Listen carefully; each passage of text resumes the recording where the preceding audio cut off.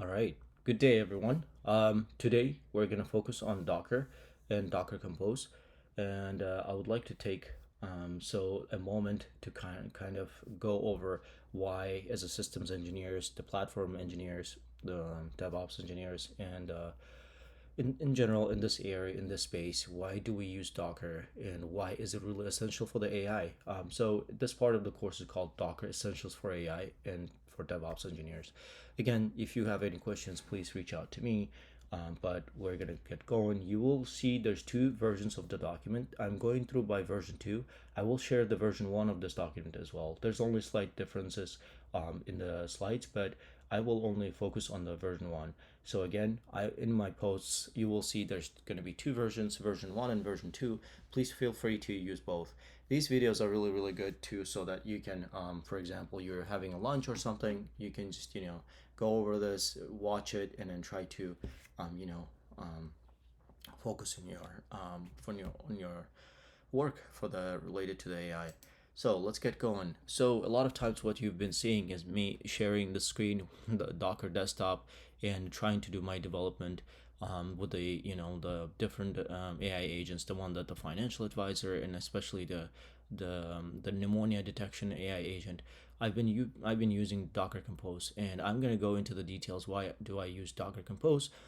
Definitely, we're gonna come back to the Kubernetes as well during this course. I mean, later on, but I would like to just go quickly and show why do I use Docker Compose and why do I use Docker in general. So you've been seeing that my apps are like they're all Docker files, right? So they're consist of the Docker files, and of course, and I also use the Docker Compose. So if I like to try on something new, like you can see my services here: Ollama, Chrome, and Prometheus, and Grafana, and then my app right here that gets built. It's this app.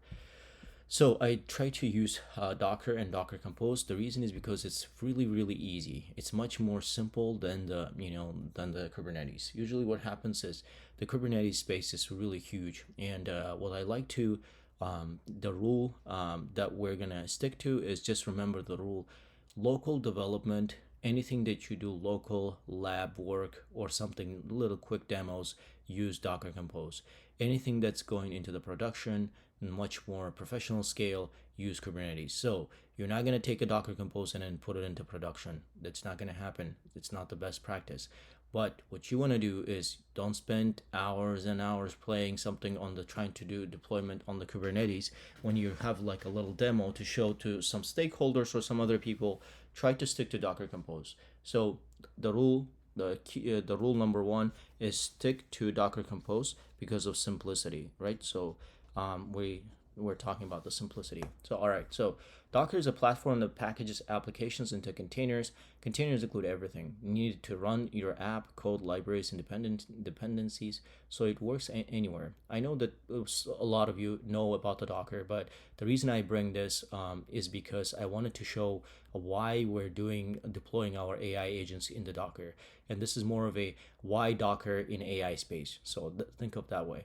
Think of it like a lightweight portable box for your software. This is ideal for us, right? Because we don't want to download our models to the local our machine and then flood our machine with a lot of content that's not needed. So it's very important to try to stick to Docker so that it's very, very lightweight, portable. All our packages related to our AI models stay inside the container, inside our Docker images, and we don't have to worry about the flooding and doing a lot of patching or something to our own laptops.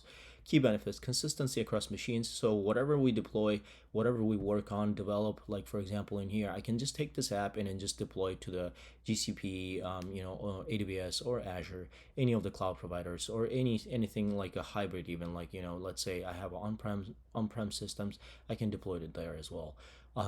Faster deployments. So it's much more faster to use Docker than try to do something else. Usually, like the on-prem like non-Docker deployments usually take longer, and they get stuck on things like the dependencies and other challenges.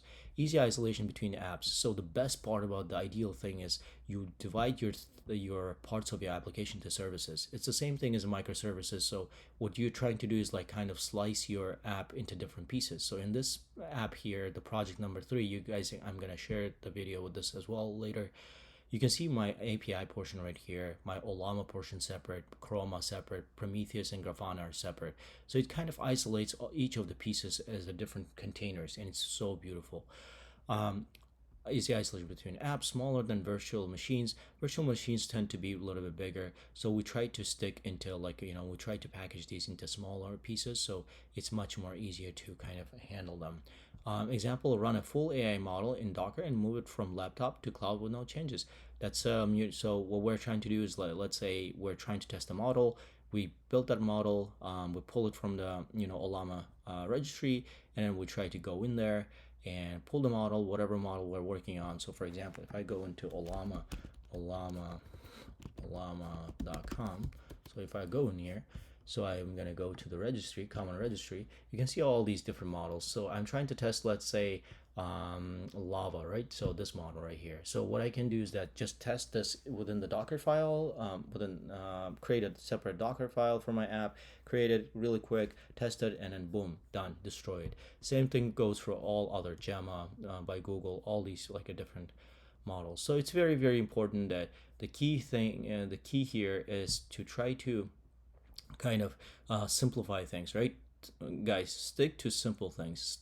Try to start very simple. The more complicated it gets, the worse it gets. So that's why, like, you've been seeing, I've been posting these documents and videos. They're very easy. The AI agents are not really crazy hard to deploy, and I've been using only open source technologies you guys saw.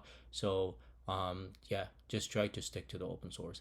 I will come back to the video number 2 because we're going to exceed 5 minutes. So thank you. We're going to continue shortly. Bye.